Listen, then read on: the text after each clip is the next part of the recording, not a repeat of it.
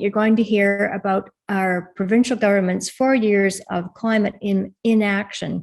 And in case you're attending for the first time, my name is Susan Hay, and I'm the president of Environment Halberton. We are a not-for-profit volunteer organization, and we focus on climate change and the environment. If you attend regularly, you may notice that our land acknowledgement isn't always the same. And that's because we amend it as we learn new information, and also because we don't want it to become mechanical or ritualistic. On behalf of everyone present, I acknowledge that we all live on lands from which Indigenous peoples were dispossessed by colonialism. This meeting originates on the traditional territory of the Williams Treaties First Nations, and also within the traditional unceded territory of the Algonquin First Nations. The intent and spirit of the treaties that form the legal basis of Canada bind us to share and provide stewardship for the land for as long as the sun shines, the grass grows, and the rivers flow. And by the way, that last poetic bit comes from a First Nation in Saskatchewan that has been widely adopted because it sounds so lovely. We give this land acknowledgement today in recognition that to be in right relations with all, we need to repair our relationship with Indigenous peoples. We invite others to join with us in turning these words into deeds. And a couple of days ago, I learned that the area that we call the Haliburton Highlands has always been called Gadaki by the Anishinaabe. Gida means upwards and Ki means the earth, or upwards earth. Acknowledgement is the first step in reconciliation, but we at Environment Halberton believe that we ought to do more than give lip service to Indigenous peoples. Environment Halberton commits to make the promise and challenge of truth and reconciliation real in our community by being a vehicle for education about our local environment and the effects of and the need for real and immediate action on climate change. Our presenter tonight is David Robertson from Seniors for Climate Action Now, who you may recognize from a presentation that he gave to us a few months ago. Welcome back, David. And I'm now going to turn the meeting over to Terry Moore, our Vice President, who, in case you haven't heard, is one of the recipients of this year's coveted Haliburton Highlands Land Trust Enviro Hero Awards. Terry will introduce David and explain how you can ask questions. Over to you, Terry. Thank you, Susan, for that welcome. And thank you all for taking the time to join us for a conversation tonight about Doug Ford's large and growing climate legacy. This seems like a particularly good time to focus attention on what exactly Ford has been up to in the midst of a climate emergency, since we only have about 113 days, 5 hours, and 51 seconds before the June 2nd election. Before I formally introduce David, I want to first say a few things about how we would like to manage the question and answer period during his presentation and after. We want to encourage all of you to put comments or questions as you think of them in the chat box. Many of you are likely Zoom veterans by now, but for those unfamiliar with the Zoom chat function, you can activate it by clicking on the chat icon in the lower edge of your screen. I'll start the question and answer period by calling on two first commenters and questioners, Keith Hay and Carolyn Coburn with Environment Halberton to kick off that portion of the evening. After each of the first commenters have made a comment and asked a question, I'll then move on to the comments and questions in chat, perhaps linking some of those together if they cut across the same themes. We have planned for an event that lasts for approximately 1.5 hours, depending on how many questions arise during the Q&A. As was mentioned earlier, we're recording the presentations and the Q&A for posting on our sponsoring organization's website or YouTube channels. We will let you know by email when the recording of tonight's session is posted. We've also produced a resource list on background material that we'll be sending out to all registered participants either tonight or first thing in the morning. I should add that I had the pleasure of recording an hour-long conversation with David on this same topic for a program I host called Planet Haliburton. That interview will air Thursday evening of this week and will also be available for streaming off the Canoe FM website and downloading from all major podcast platforms after 7 p.m. on Thursday evening. So on to tonight's speaker. David Robertson is a former Director of Work Organization and Training with the Canadian Auto Workers, a position that he held for over 25 years. Prior to that, he was a research associate with the Ontario New Democratic Party caucus at Queen's Park. In his earlier student activist days, David was involved with setting up the university-based Ontario Public Interest Research Group, or OPIRG. David is a member, as Susan indicated, of Seniors for Climate Action Now, where he sits on the coordinating, education, and Ontario election committees. Before getting involved in SCAN, David was active with the Good Jobs for All Coalition's successful campaign to stop Google's takeover of the Toronto waterfront. Please join me in welcoming David Robertson from Seniors for Climate Action, tonight's featured presenter. Over to you, David. So thanks, Terry, and thanks to Environment Halliburton for inviting me, and thanks to all of you for showing up tonight and being part of tonight's discussion. I'm going to use a PowerPoint in my presentation, and I'm just trying to call it up and set it up.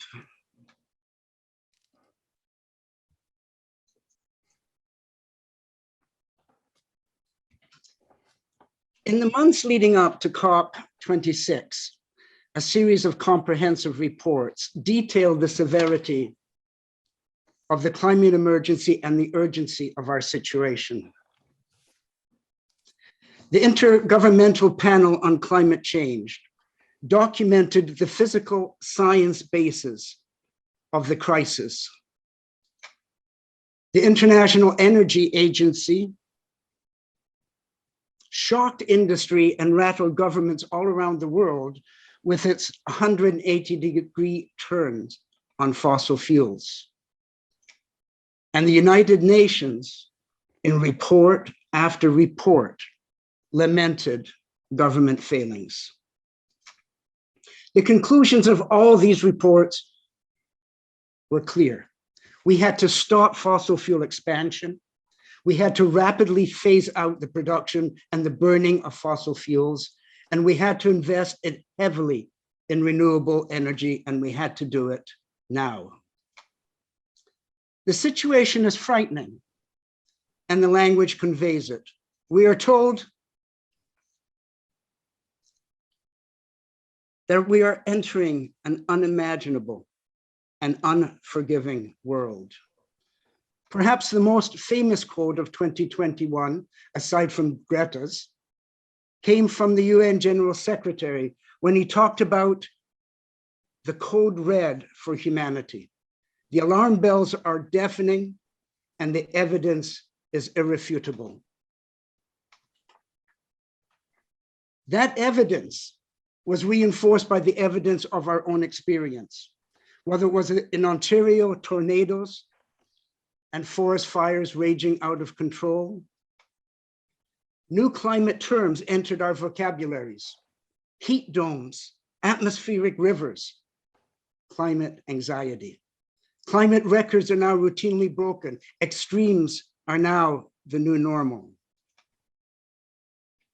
We watched in desperation at the destruction in Lytton, BC, and then the floods, and the droughts, and the deaths.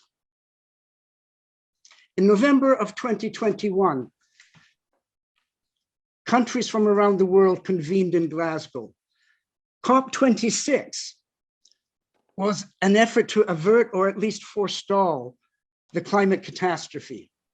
The result was called the Glasgow Climate Pact. And for all of its failings, the Climate Pact is a desperate plea. The words are, it expresses alarm, utmost concern. It stresses the urgency of enhancing ambition. It emphasizes the urgency of scaling up action. The language of the Glasgow Pact is meant to galvanize. When negotiators from countries all around the world were trying to forge a climate consensus in Glasgow, the Ford government was back home preparing its November economic outlook. The economic outlook is 198 pages long. The words climate emergency never appear. The words climate crisis are nowhere to be seen. The words climate change appear twice in the same single paragraph. And where they do appear, it really is turbocharged greenwashing. This is what it says. The government is growing the green belt to help build resilience to and mitigate climate change. By the way, the word growth appears 193 times. But I'm getting ahead of myself. I'm going to organize my remarks in 4 parts. First will be a quick Ontario primer. What are our energy sources? What's the use? What are our emissions? The second part will focus on the Ford climate plan.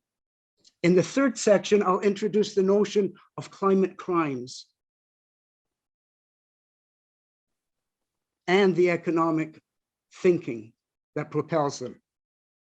And at the end, I will focus a little bit on developing an Ontario climate plan, a different Ontario climate plan.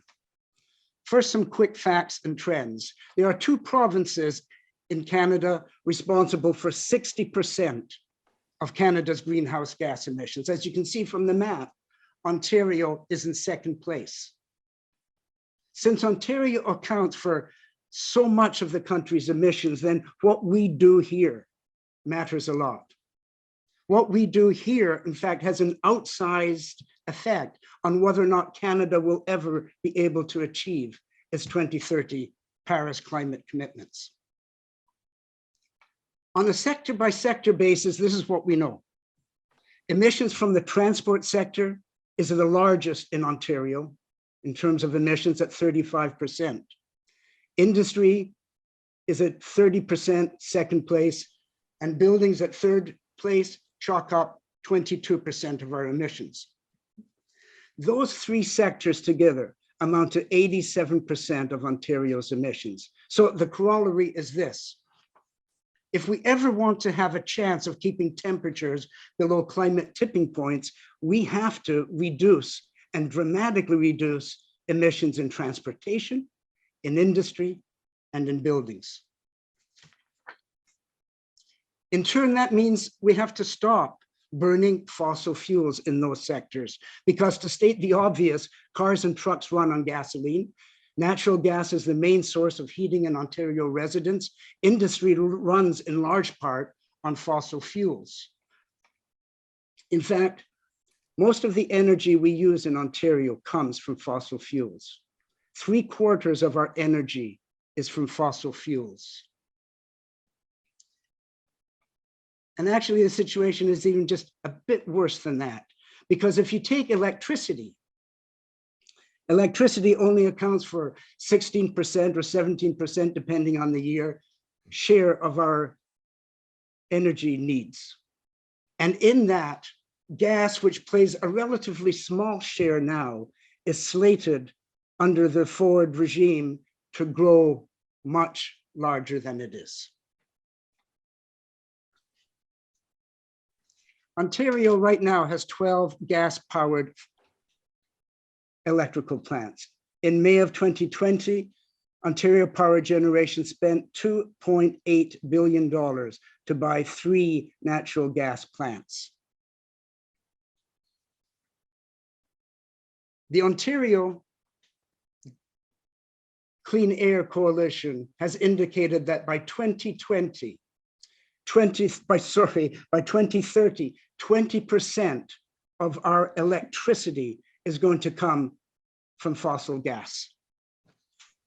So here we have a situation where we shut down Ontario coal-fired plants. They represented 20% of the electrical grid. We shut down all of those coal-fired plants, and now Ford is shifting from coal to natural gas. In this regime, gas is the new coal.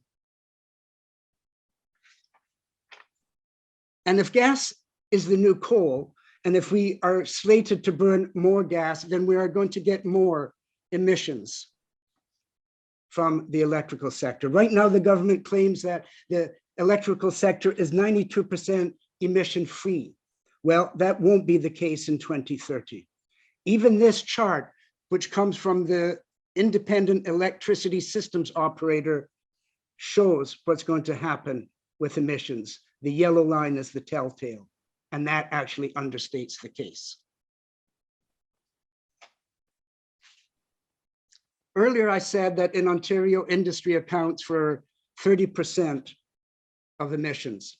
Well, we know that in Canada as a whole, there are 1,700 greenhouse gas polluters that are responsible for 40% of all the greenhouse gas emissions. And we know who they are and we know where they are. And although on this map, it's hard to find like specific sites, it kind of gives you a sense of the concentration. Incredible in Alberta, also very heavily concentrated in Ontario. Ontario has 347 of the country's largest emitters. We know that the large emitters are like heavy industry, like cement and steel. We know we've got regional concentrations such as Sarnia, which is home to oil refineries, chemical manufacturing, a natural gas plant. So that sets the stage, where our energy comes from, how we use it, where the emissions come from. And that brings us to Ford's climate plan.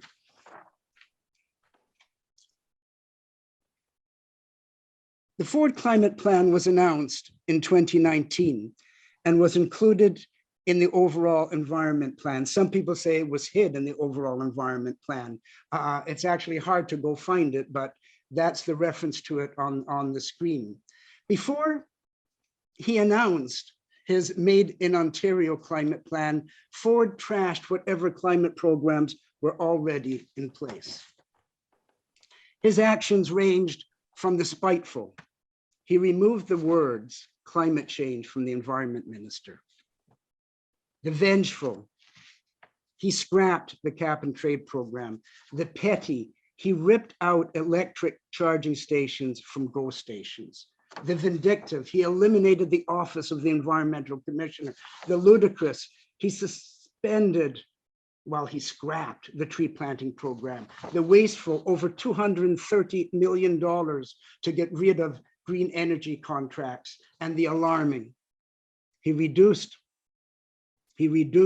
Ontario's emission target. The government trashed the programs and then took credit for the results. This is a quote from the climate plan. It's called "Quick Fact.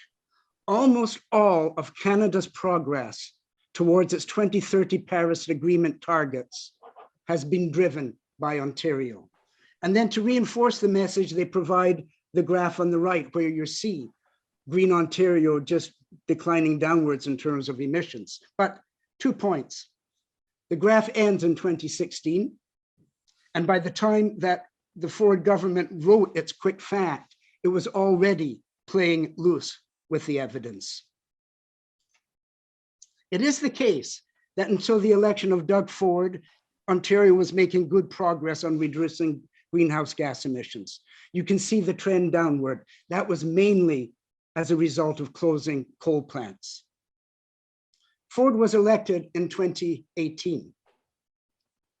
Instead of consolidating the gains that had previously been made, he did an about-face on climate action.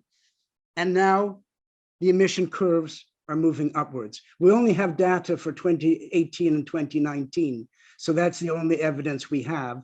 2020 may be a bit down because of COVID, but they'll be rising again. He has bent the emission curve upward.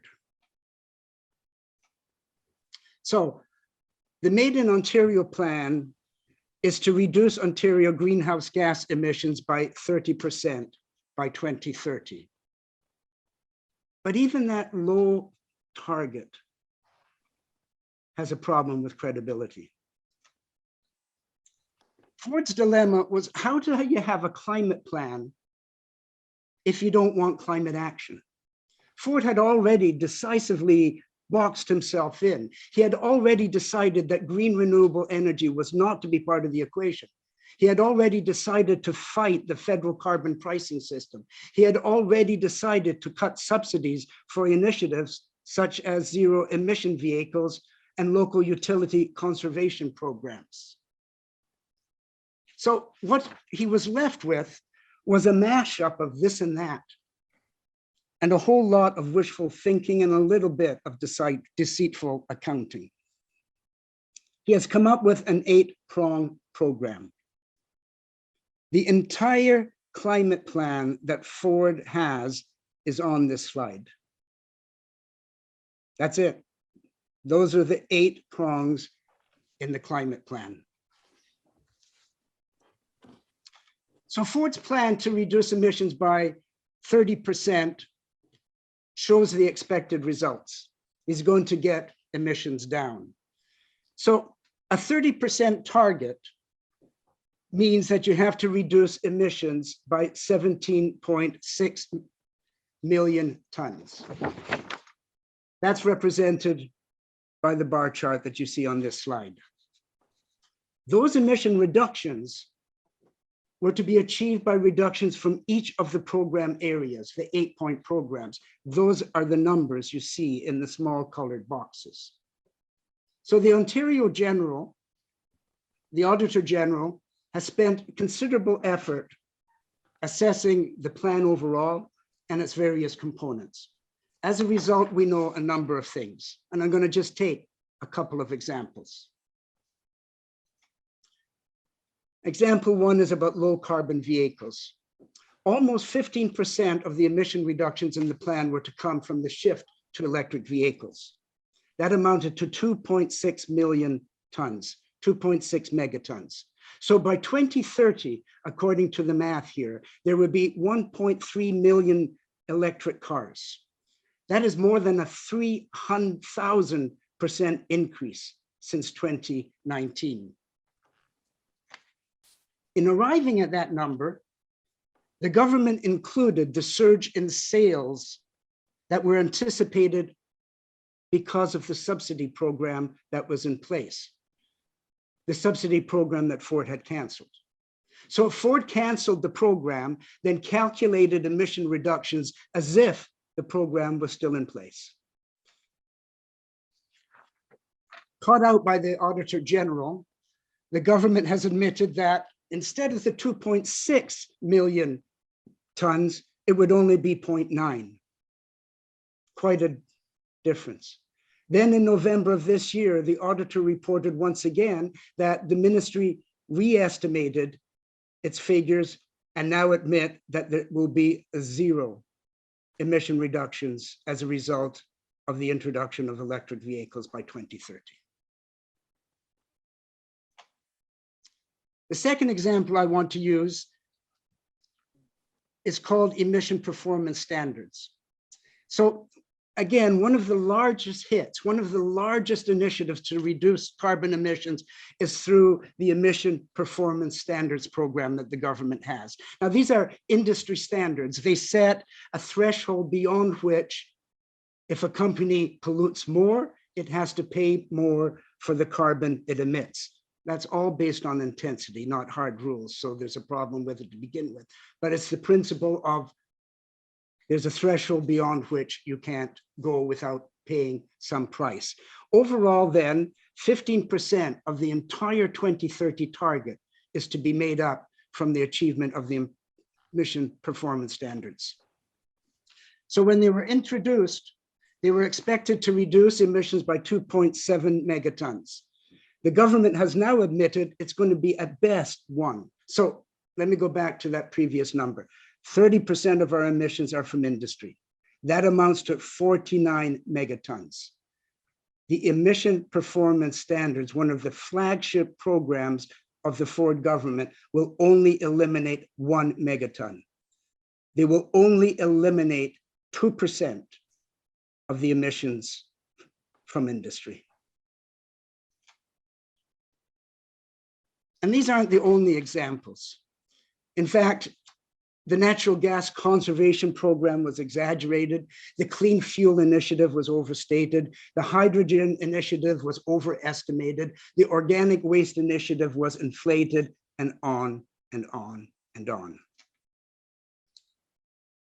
The Auditor General, in a report of 2019, concludes that the Ford government's claims were simply not supported by sound evidence.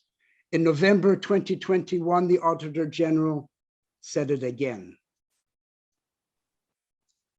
The evidence in the auditor's report makes it clear. On the current basis, the Ford government will not reach its 2030 targets. In fact, she has concluded that there are only committed policies in place to eliminate 3.4 megatons. So that's the little yellow box on the slide. Their commitment was the multicolored box. Their delivery is the little yellow box. But even if Ford could achieve its 30% target, there are other problems, because that 30% reduction target is both out of date and out of step with what is needed. In fact, if Ford was to match the federal government's targets of 40 to 45%, let's take the higher end, 45%. If it was to match that target, then we would need to reduce emissions in Ontario by 2030 by 50 megatons, not the 3.4 megatons that Ford has plans to reduce. That news is really worrying. And this graph illustrates the problem. The Ford target at 30%, the target at 45%, which climate action groups still argue is well below what's needed, and now what Ford is planning to do.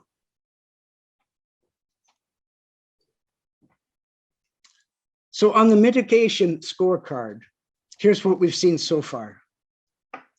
We have an inadequate out-of-date emission reduction target. We have a climate plan in tatters. We have emissions that are going in the wrong direction, and we have a government that is not serious about any climate targets.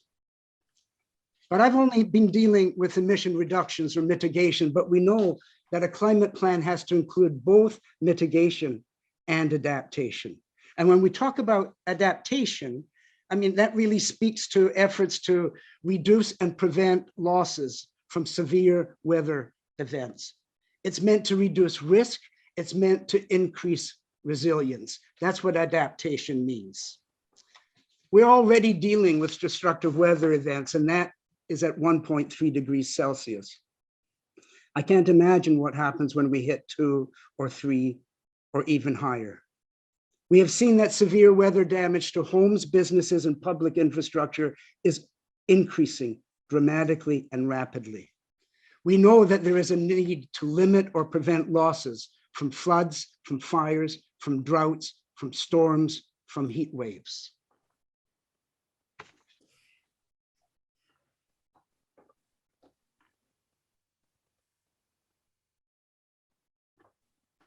If Ford was serious about helping out, we would have a climate adaptation plan in Ontario.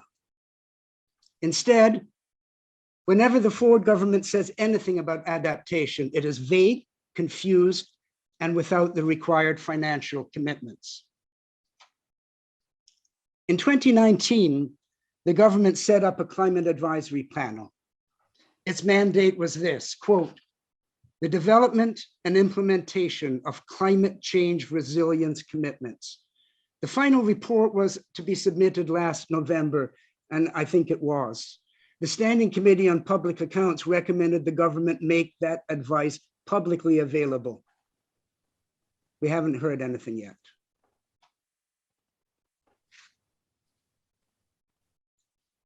So the government's mitigation plan is in shambles. There isn't an adaptation plan. And now that comes to the third part of the presentation, or the strike 3. And that is that Ford's policies and programs are actually deepening the climate crisis. So climate plans generally are often fueled by a government's economic perspective. Here is the economic framing of Ford's climate plan expressed in 3 quotes. The first comes from the Premier. If we had the chance to get rid of all of the windmills, we would. They are terrible, terrible wind turbines. The second quote comes from Doug Ford's 3rd environmental minister. He says this idea that the government can regulate and legislate its way to net zero to combat climate change is an absolute fallacy. And the 3rd quote comes from the finance minister in his November 2021 finance statement. We are ready to build bigger. We are ready to build faster than ever before. The triad of influences behind the Made in Ontario climate plan are first, Ford's support of fossil fuels, his personal hatred for renewables that translates into support of fossil fuels. Second, a pro-business commitment or a pro-business ideology that maintains the fictions that markets can solve everything, and that the role of government is to incentivize business, get public spending under control, and otherwise get out of the way of investors. And a third component is a commitment to unsustainable growth. It can be expressed like this: fossil first, growth first, business first. That is the background to the climate plan. And you can see by this wheel of misfortune some of the consequences. If we start at the top right, what we see that we know that expanding gas-fired electricity plants, which he has done, will lead to increased greenhouse gas emissions. Providing Edenbridge taxpayer subsidies to extend its gas pipelines leads to more greenhouse gas emissions from the building sector. Down to growth first. Building Highway 413 and other highways will add greenhouse gas emissions from the transportation sector. Doubling the allowable cut in boreal forests will turn a carbon sink into a carbon bomb. Promoting mega resource extraction projects such as the Ring of Fire will lead to even more greenhouse gas. Using ministerial zoning orders, MZOs, to run roughshod over government regulations means more urban sprawl. More urban sprawl translates into more greenhouse gas emissions.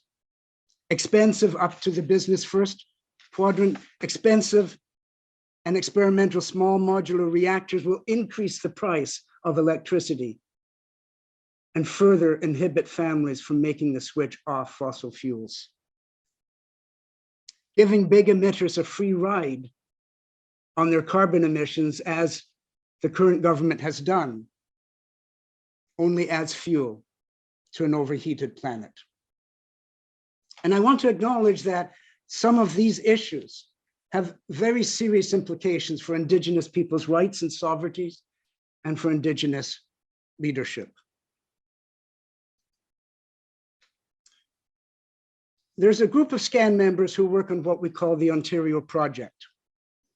Our task is to assess Ford's climate plan, and secondly, to review the impact of his action and his inaction on the climate crisis. So we have developed an expanding list of what we call climate crimes. Climate crimes is not crimes in the sense of the criminal code. Instead, there are instances where the Ford government is knowingly and willfully failing to act on the climate crisis. They are situations where government actions are contrary to the evidence of science and our own experience of the climate emergency.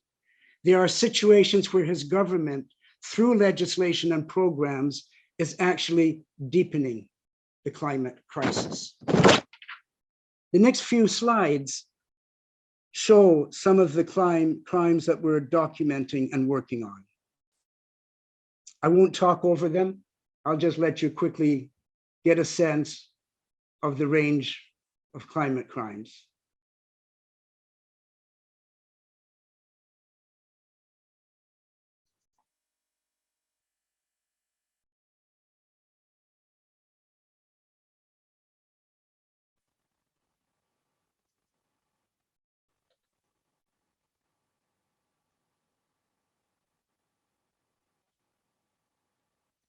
We're up to 27 climate crimes that we have drafted as 1 or 2 page documents. And as you saw from the last slide, there's a few more on the way. In the course of this presentation, I've mentioned a few of Ford's crimes. I've talked about his commitment to gas-fired electric plants. I've talked about the fact that big emitters are getting a free pass. I've talked a bit about his double speak on zero emission vehicles. I'm going to now provide a very quick snapshot on a few other crimes. I picked Ford just to kind of illustrate the range of issues. I'm going to look at electricity price breaks for big business, ripping up forests, urban sprawl, and UNDRIP. First example, Ford promised to cut hydroelectricity costs for families in the last election. Instead, he slashed the bills for the big users. In budget 2020,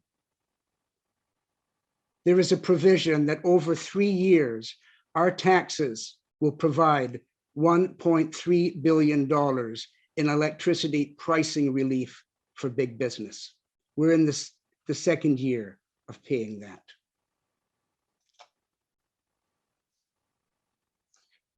There are more than 1.1 million households in Ontario that are considered to be in energy poverty.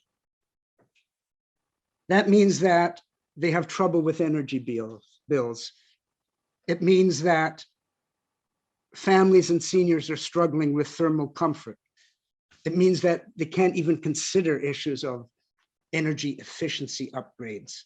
They are falling behind on their energy bills, and at times they're being cut off. Consider this.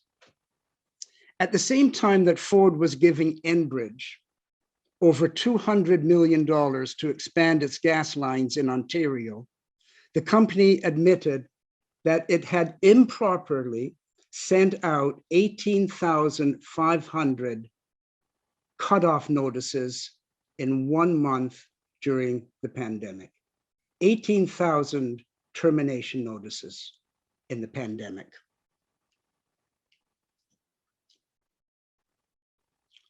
Southern Ontario's average temperatures are rising at twice the global average.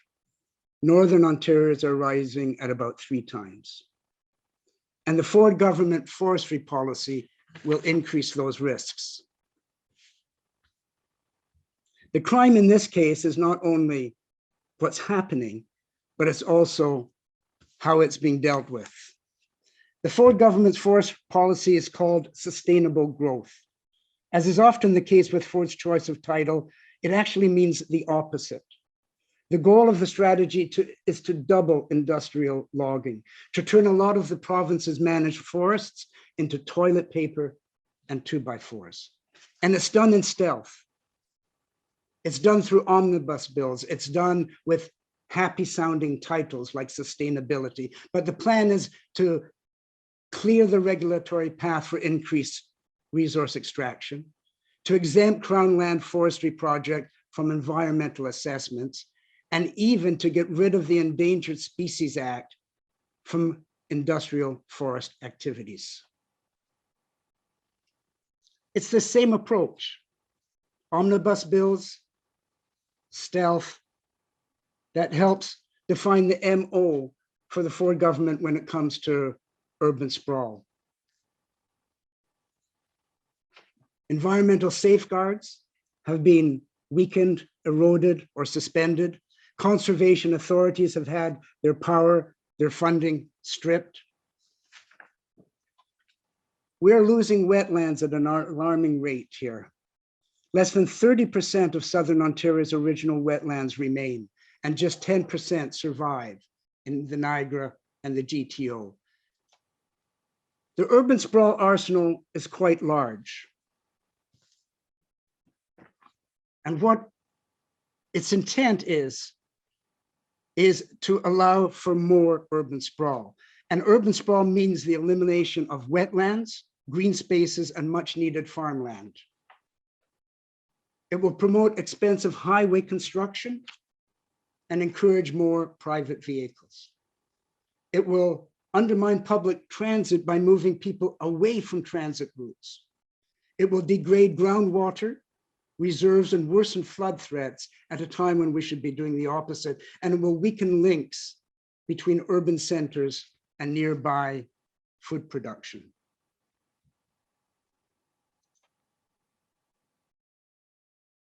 I want to pause for a moment here. And before leaving the section on climate crimes, I want to think a bit about the United Nations Declaration on the Rights of Indigenous People. Ford's economic model of unbridled growth, resource extraction, urban sprawl is often in conflict with the rights of Indigenous people. Trying to pave over wetlands in Pickering, expanding suburban house tracts around municipalities, forest practices in the north, support of the Enbridge Line 5, Ford's boast that he would be personally driving the bulldozers through the peat bogs to the Ring of Fire, all speak to the issue. It is at the intersection where Ford's plans meet, or more accurately confront, indigenous communities is where we need to see UNDRIP. In June of last year, the federal government passed UNDRIP, which stands for the United Nations Declaration on the Rights of Indigenous Peoples. It's an act that emphasizes lasting reconciliation, healing, and cooperative relations. The Ford government strongly objected to it. It claimed that it would hinder government and corporate economic development plans. So Ford's government has failed to introduce legislation to fully and effectively implement UNDRIP, and that is a UN declaration requirement. The government has ignored the call by the Truth and Reconciliation Commission that all provinces, all regions of Canada should fully implement UNDRIP. For the Ford government, as with its climate plan, its economic model is driving in a different direction. Which then brings me to the last part. And I'm going to start here with some, and my apologies, I'm going to start here with some pretty big numbers. It's difficult to quantify the cost of Ford's climate recklessness on Ontario families, but it's clear that we cannot afford Ford. On this slide are just some of the costs that he has forced Ontario families to absorb, either through our energy bills or through our taxes. I'll just stick with the billions. I'm going to ignore the millions column and stick with the billions. 2.8 billion for 3 gas-fired energy plants that take our energy policy in the wrong direction. 1.3 billion in electricity pricing breaks for big business that is put on our taxes to pay. 26 billion to refurbish nuclear plants that we'll be paying for a long time. 6 billion, the estimated final costs of Highway 413, a highway we don't need.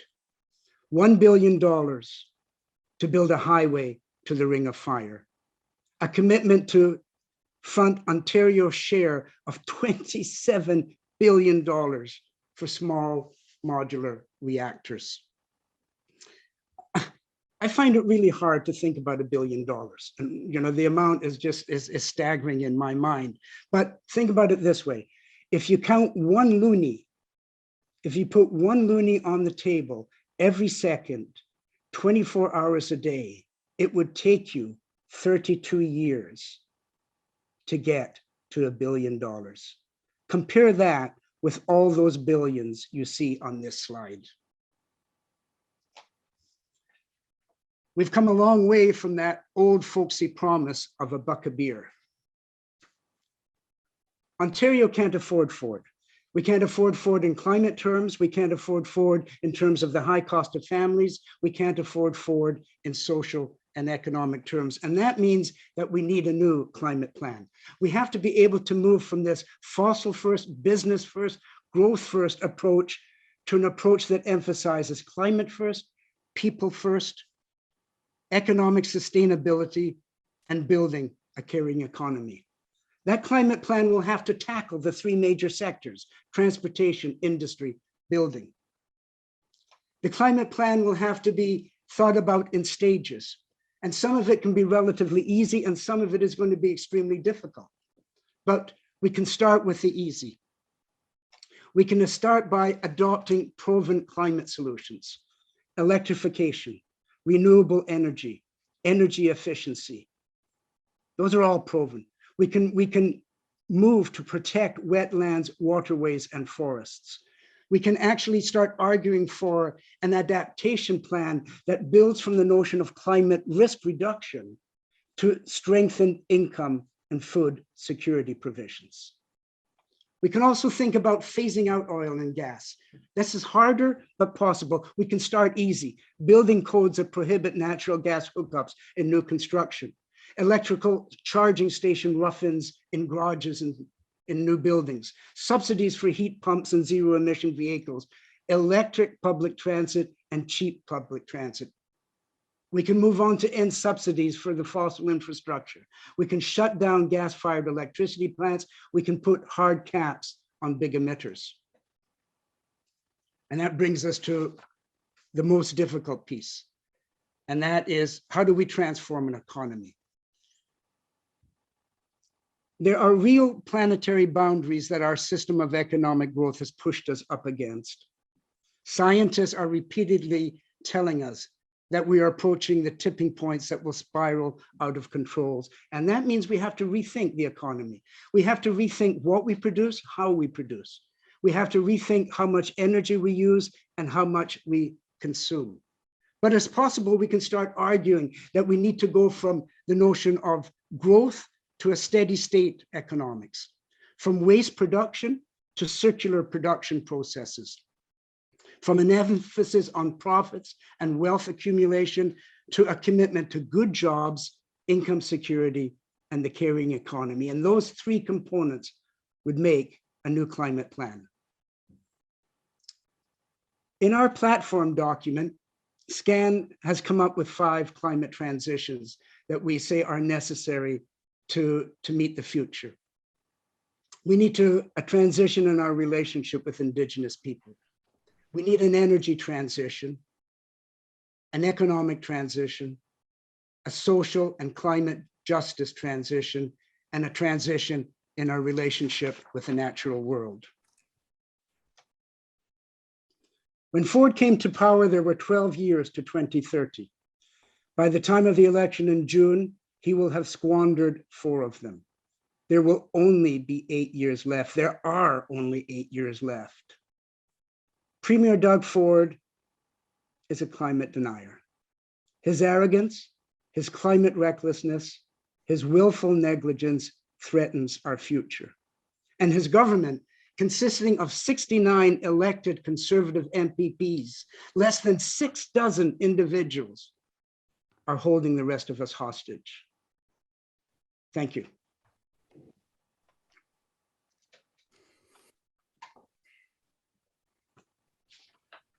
Thank you, David. Thank you for so succinctly setting out an analysis of Ford government's approach, its devastating approach to the question of what to do about the climate emergency. In fact, his continuing commitment to make it worse than it already is. I'm sure that your comments have raised a number of very important questions, and they'll be further discussed in the question and answer period coming up soon. If you have any questions or comments, I'd like you to remind you that for David to remind you to put them in the chat box, and I'll ask David to address them very shortly. As I mentioned earlier, Environment Halliburton has provided 2 first questioners, first commenters, to make a comment and ask a question about a key theme they'd like to see David elaborate on. The first key commenter I like to call on is Keith Hay, who's a member of Environment Halliburton. Keith, can I ask you to make a comment and pose a question to David? You can indeed. Thanks, David. I really appreciate you highlighting and underscoring how we cannot afford any more Ford. You mentioned that our premier wants to invest heavily in extracting minerals from the north, the area the government calls the Ring of Fire. Interestingly, the Indigenous folks from the area call the lands breathing lands. A number of First Nations have called for a moratorium on development in that area while they determine whether and on what conditions they should grant the free, prior, and informed consent that's enshrined in the UN Declaration on the Rights of Indigenous Peoples. Here's my question. How do we balance our obligation to respect Indigenous sovereignty and their right to offer free, prior, informed consent against the resource extraction needed to support the infrastructure required to transition from fossil fuels to renewable energy? Thank you for the comment, and thank you for the question. I guess I don't think we balance it. I don't think we balance it. I think that the Indigenous communities and Indigenous peoples' demand for a moratorium trumps any concern that Ford should have with resource extraction. Ford's resource eagerness has to take a back seat to Indigenous rights and sovereignty. So I don't think it's balancing. I think it is the case where we support an Indigenous call for a moratorium. They need to sit down as an equal partner. We know that they've been excluded. They need to sit down as an equal partner with the federal government, the provincial government, to figure out, just as you said, Keith, what are the terms and conditions? And if the terms and conditions are, we don't get access to those resources, then we have to find a different solution. And we have to find a different way of doing things. So for me, the commitment to free, prior, and informed consent trumps any effort for Ford to get on a bulldozer and drive through the peat bogs, or even our wish to have electric batteries. Okay, thank you, David, for that. Now I'm going to turn to our second first commenter, first questioner, and that will be Carolyn Coburn, who's a past president of Environment Halliburton and a current board member. And I call on you, Carolyn, to ask or make a comment and ask a question to David. Thanks, Terry. Boy, it's hard to absorb all the damage, the lists of the damage that Ford has managed to do in just a couple of years. It's kind of depressing. However, I had thought of a question which I will put to you. The Conservative government has implemented so many acts and programs that offend a progressive thinker. It's difficult to choose which one to talk about. Some of these changes ought to offend even the Conservative base. The next election, I think Terry said, is 113 days and some hours away. Which issues do you think are the top 2 or 3 that should be discussed far and wide, particularly here in a riding where there's a lot of conservatives, but there has to be a lot of soft conservatives or uncommitted voters who don't know where they're going to vote? What topics might grab the attention, do you think, and give a voter a reason not to vote Conservative? Wow, I see the strategy here is to start with the easy questions and work to the hard ones. Holy smokes. Sorry. Thanks, Carolyn. I mean, I think that is a conversation that all of us need to start having now and have often, because it is the case. How do we, I mean, our challenges are, tonight we've been talking about the climate, but we know that we're going to have to work pretty hard to get the climate on the agenda of the election. That's going to be a challenge in itself, to get the climate on the agenda. We know people's concerns, and rightly so. It's healthcare. It's the rising costs. It's the affordability issues. It's young people not being able to afford houses. It's people in precarious jobs. It's people suffering with low wages. It's people like nurses who have been faced with a wage freeze. All of these issues are so fundamental and paramount. And at the same time, those of us who see ourselves as climate activists say we have to keep the issue of climate front and center to the degree that's possible. And I think there's a way that we can do that, or we can think about it. I think that we can start talking about how Ford is unaffordable. And that combines the high cost of living and the high cost to the environment and our future that Ford represents. If we find the right language and the right way to express that, I think it will have resonance with people. I also think that there will be incredible resonance with Ford's destruction of nature. There are so many, well, just think about the number of people involved in organizations around conservation authorities or Nature or Ontario that are absolutely concerned about what Ford is doing to nature. So I think Ford's use of MZOs, his driving through highway constructions, his commitment to big, expensive, and small, expensive nuclear, some of those will resonate with people. And I think nature is going to be one of those. But it's also the case where most Ontarians want more effective climate action. That's what the polls show us. It's not like 80 or 90%, but the majority say that the climate is important, the climate crisis is real, and we need a government to act. So I think part of what we have to do is convince people that the government isn't acting, because for the most part, we're in COVID. People struggle day to day. We're not thinking about what Ford has done, and that's part of his game plan. And so as much as possible, we have to expose the fault lines. And I think the fault lines are around high cost. The fault lines are around the destruction of nature. We'll see. We'll do our best. Okay, thank you, Carolyn, for that. And thank you, David, for your answer. I'm going to move now into the chat box. So if you haven't had a chance already to put a comment or put your question that you want to pose to David in the chat box, I encourage you to do that now. I'm going to scroll through that and start putting to David some of the comments and some of the questions that have appeared so far. So there's a question from Susan McNamara who says, what is an effective answer to the argument we cannot stop using fossil fuels?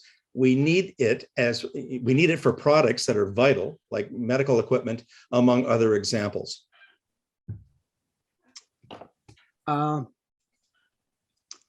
We're at a point in our history that is fraught with both danger and potential.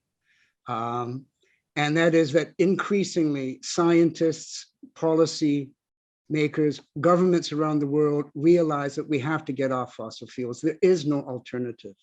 Now, that doesn't mean that fossil fuels will be completely gone. There will be fossil fuels in the future. They will not be to the degree they are now. They will not be contributing the carbon emissions they are now. There are incredible, there's always alternatives. We know, for instance, it's really hard to abate heavy industry sectors that you say, well, get them off fossil fuels. And you say, what, I'm going to put a solar panel on the roof? It doesn't have the potential. But for those hard to abate sectors like that, we know that we have clean hydrogen, not dirty hydrogen or blue hydrogen, but hydrogen that comes from renewable power. That can replace. So if you think about where do we need the fossil fuels, what do they currently do? And then we ask the scientists that are already doing this to say, what are the substitutes? And how quickly we can make the transition. I think those are the questions. So for us, though, the demand has to be, as has come out of the IEA and the UN and the Intergovernmental Panel on Climate Change, we have to get off fossil fuels. Granted, we'll do that in stages, but we have to start now. Okay, thank you for that, David. Now, there's a related question from John Smith that basically says, how can the emissions reductions due to electric vehicle introduction be zero? even, and then and adds another comment. He basically says, even without provincial incentive, won't hundreds of thousands of Ontarians buy electric vehicles by 2030? So very good point. And I'm glad you raised it, because I have maybe, short formed my statement when I said that. It is zero when it's compared to the business as usual case. So electric vehicles will have no additional effect on reducing emissions beyond the business as usual case, and that is emissions at 163 megatons. It won't have anything to do with the reduction of that 17.6 megatons to get it to the 2030 target. So yes, as we're driving electric vehicles, we are reducing emissions. In Ontario, that's a little more complicated. I have this vision in my head all the time of someone in an electric vehicle, and they're parked out in front of a gas-fired electricity plant, and they're saying, I bought an electric vehicle to get off fossil fuels, and here I am getting more electricity from fossil fuels. Ford, what are you doing to me? Or they could drive that same car and park it in front of a nuclear plant and saying, I bought a zero emission vehicle because of my commitment to the environment. And now it's being fueled by nuclear plant, and we don't know what that hazardous waste is going to end up doing. So I think that's the reason to reinforce people's commitment to zero emission vehicles. I think that we have to guarantee to them that the electricity that they're using is going to be clean and green, and that means solar, it means wind, it means renewable power. Okay, so Jennifer Penny has just put a comment in there reminding us that there was an adaptation plan in Ontario between 2011 and 2014, but Ford canceled it. So I don't know whether you want to make any comment about that, but I guess that's another one of Ford's climate crimes, is that we did start down the road to climate adaptation planning, but then that was just halted in the same manner that he halted any kind of progress toward renewable energy. Jennifer, that's a good comment, and it is the case that Ontario did have an adaptation plan, and we were one of the first provinces to have it. The federal government still doesn't have an adaptation plan. They're coming out with one this year. Ontario was quick off the mark there, and like so many initiatives in Ontario, Ford comes along, cancels them, and tears them up. And as I said, and I don't know.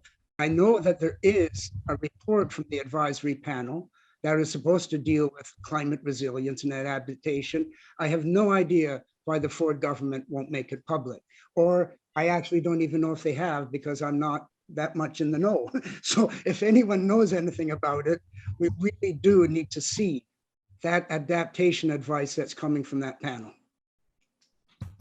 Okay, so John Smith has another comment and question about urban sprawl.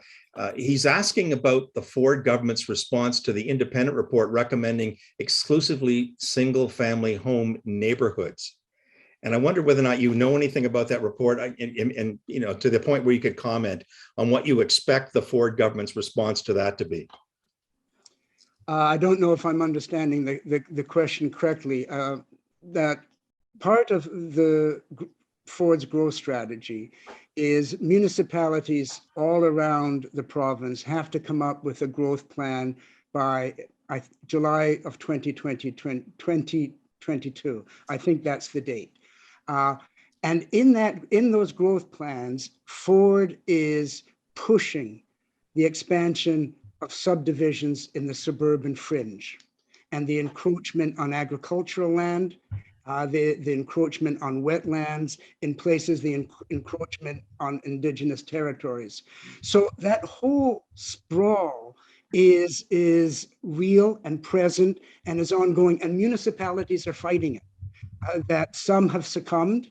Ottawa has just decided that its growth plan is going to be on the suburban fringe. York has just decided that its growth plan will be in accord with the Ford government and will be on the urban fringe. Hamilton fought against it and said, no, That's not what we're going to do.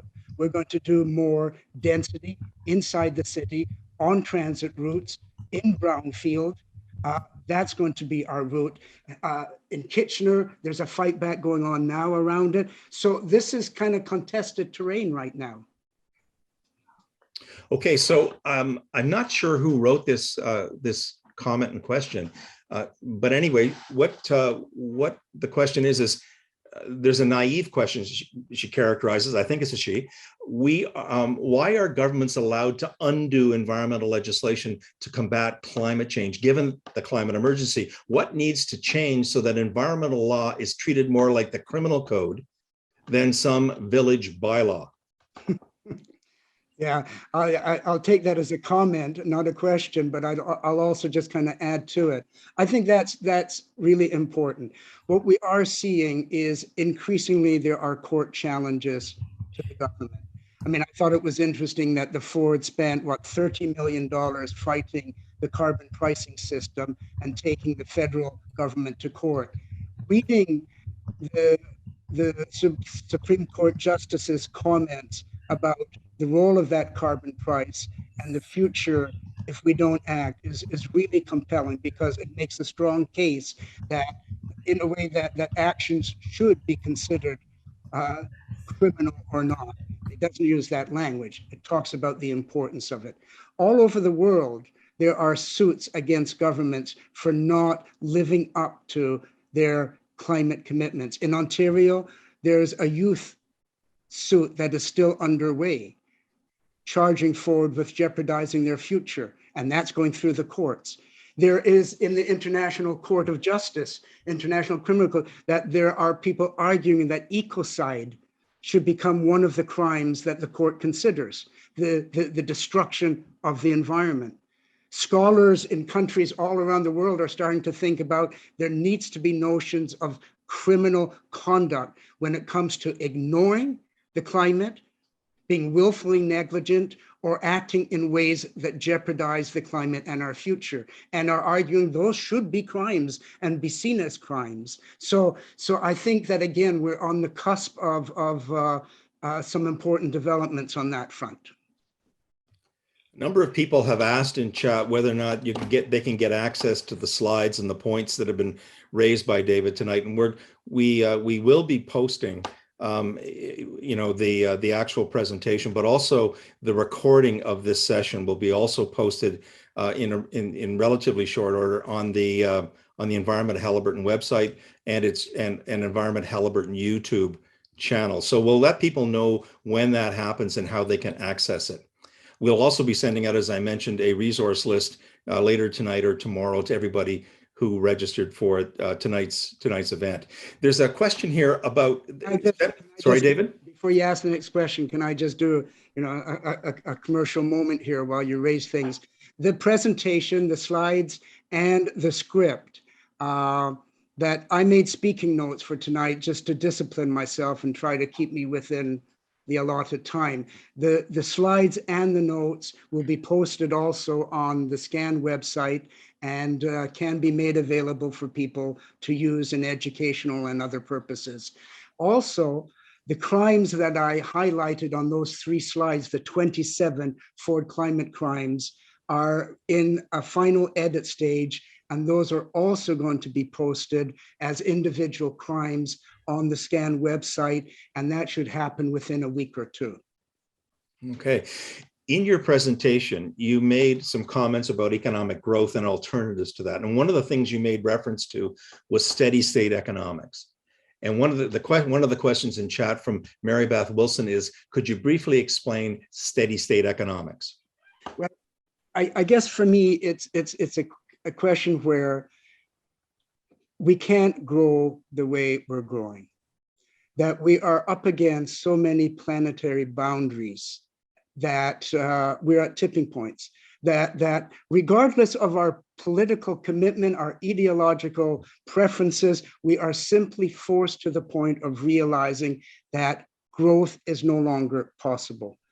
If you say we can't have growth, then we have to think about, then how do you have a fulsome economy, and how do you have social and economic activities without growth.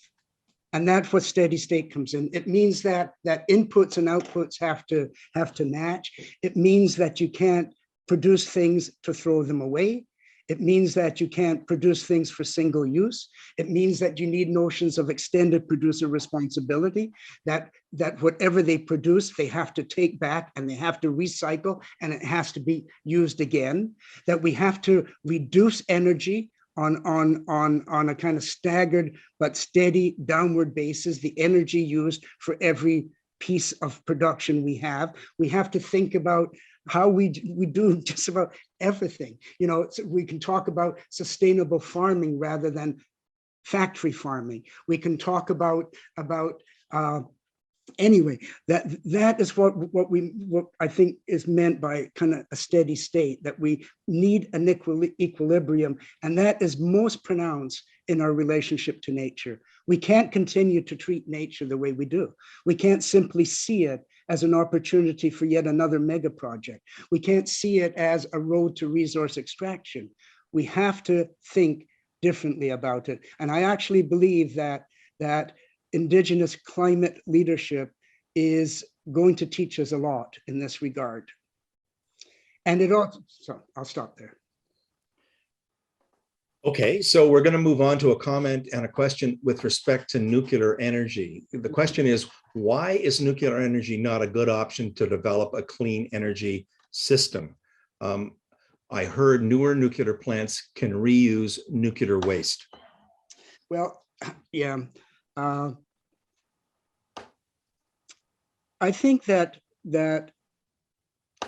if you have a choice between spending $27 billion on small modular reactors that are experimental, that are untried, that are expensive, less expensive than big plants, but expensive, that still require uranium from Saskatchewan, that still require tailings and the waste to be stored.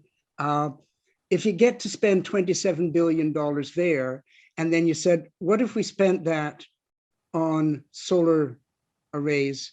What if we spend that on windmills? The choice is like, what is the choices? It's not a case where we can do it all. We don't have the resources or the capacity to spend 26 billion on nuclear, 27 billion on small nuclear, and have money and the resources to commit to solar and wind. So we're at a point of making choices.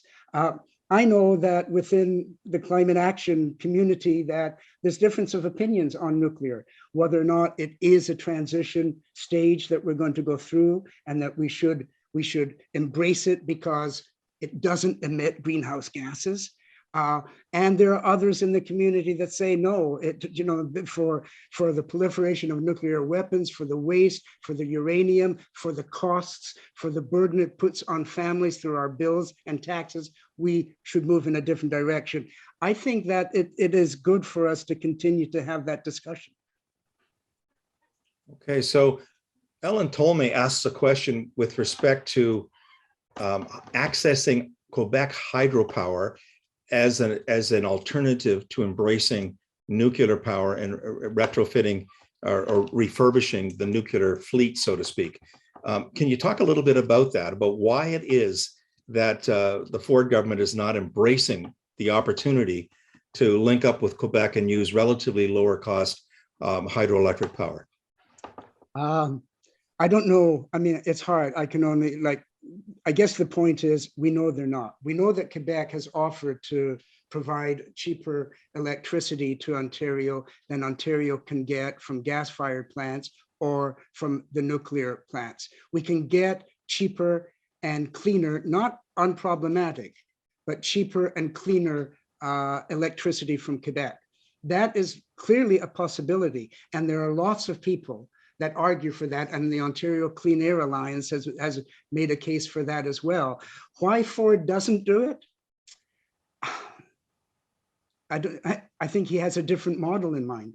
I think that he sees that issues like small nuclear is going to launch Ontario exports. We can sell small modular plants to the world.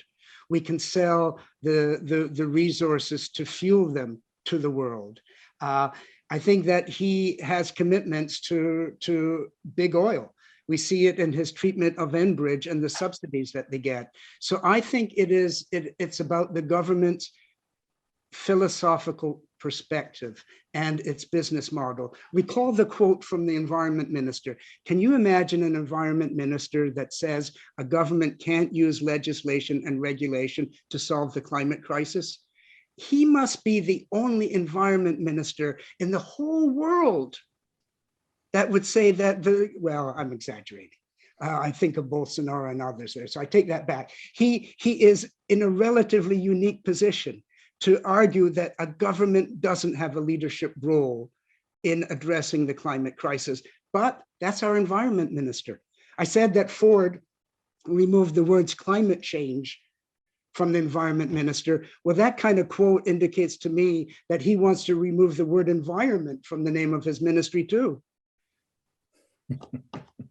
So there's a question, well, there's actually a request for you to do a clarification on the figure relating to the amount of spending on small nuclear reactors. Is it 27 billion or is it 27 million? Could you just clarify what the amount is that they're intending to spend? Okay, my understanding is that there is a partnership amongst 3 provinces, and the 3 provinces together have committed that to spend $27 billion in the rollout of small modular. That's why I mentioned Ontario's share of that, because I don't know the exact number. Ontario has just announced the building of the first small modular reactor. It's a deal with GE Hitachi. It's just amazing that they have made this commitment to build this and there are no costs. The public has no idea what this is going to cost. In fact, I saw a briefing note not too long ago that said already in kind of the management costs of thinking it up so far and getting it to this stage, which is not even the starting gate, is like 230 million just for the documents and this and that and the next thing. We have no idea what that's going to cost. And so it's a lot of money. Okay.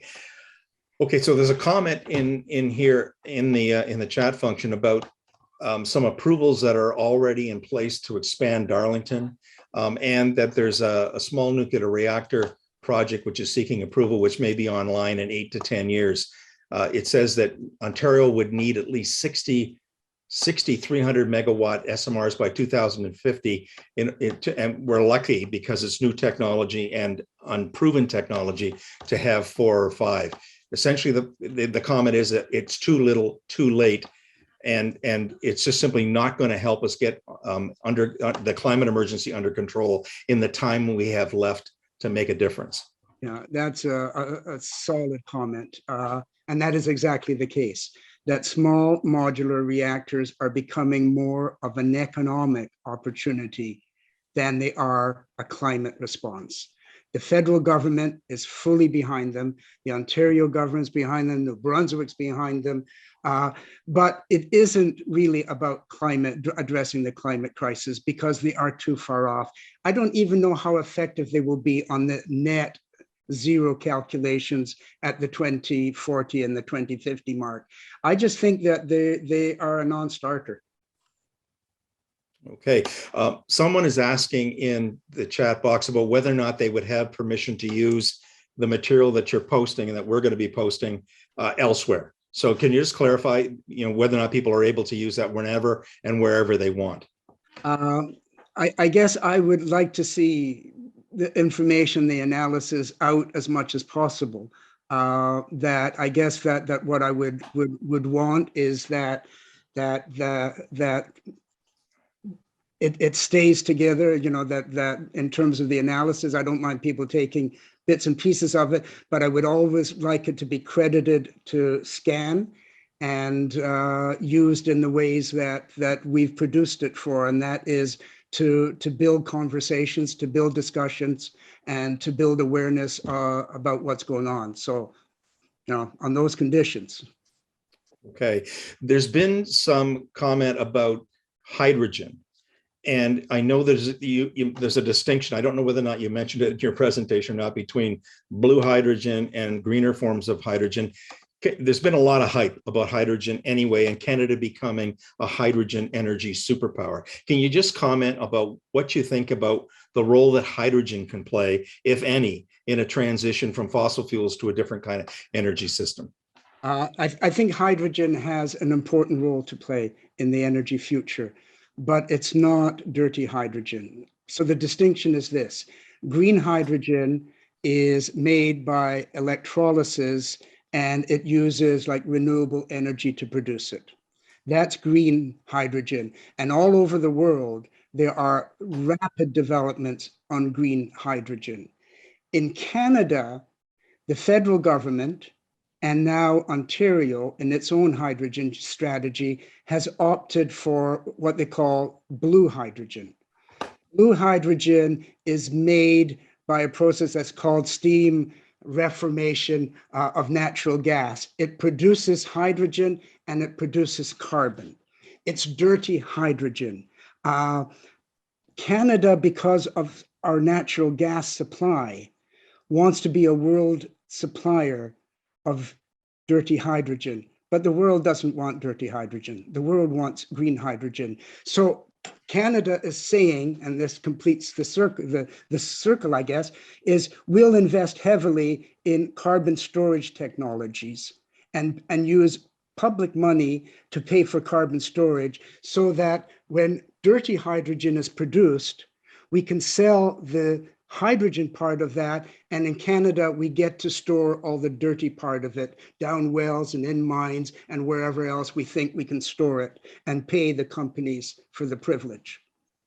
The dirty hydrogen model isn't, the dirty hydrogen future is a very limited future, and we need to think about the role of green hydrogen, because I think that one does have an important role to play. Okay. Just before we go, I just want to mention to people that there's a number of posts in the chat offering up other resources and talking about other opportunities to go deeper into various themes that have been touched on tonight. So I encourage you to, if you haven't already done so, to copy the chat and save it. We'll also have it available. We're going to copy it centrally and make it available if anybody wants it.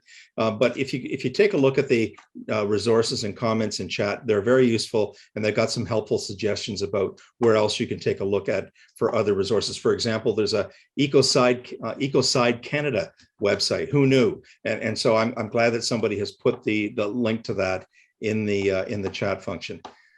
So, David, we're almost at the end of we're almost at 9 o'clock. So, and I don't see, anything. There's some comments in chat, but there's not any, I don't think, any remaining questions. So I think what I'll do is just say to you, thank you very much for your presentation. I want to thank you for the work that you do individually and with SCAN, and for the presentations that you've done. I just remind people too that if you want to partake of a conversation that David and I had on the same theme about Ford's bogus climate plan, that comes up this Thursday night, 6 to 7 p.m. on Planet Halliburton. So thank you, David, for taking the time and the effort to join us tonight. Thank you for your analysis and of the Ford climate plan, or rather the anti-climate plan.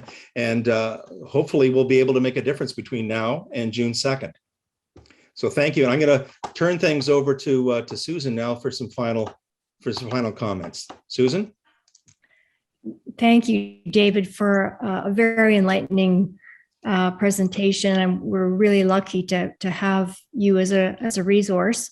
And I think all would agree with me that you would make a great environment minister in the next provincial government.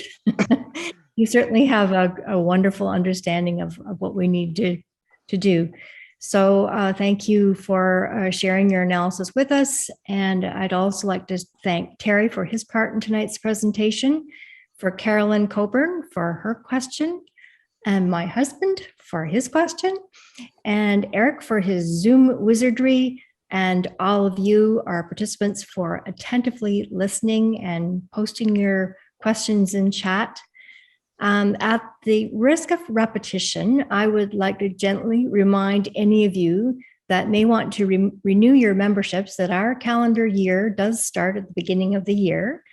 And I thank those of you who have already attended to that. We value your support, both financially and through your attendance at our events.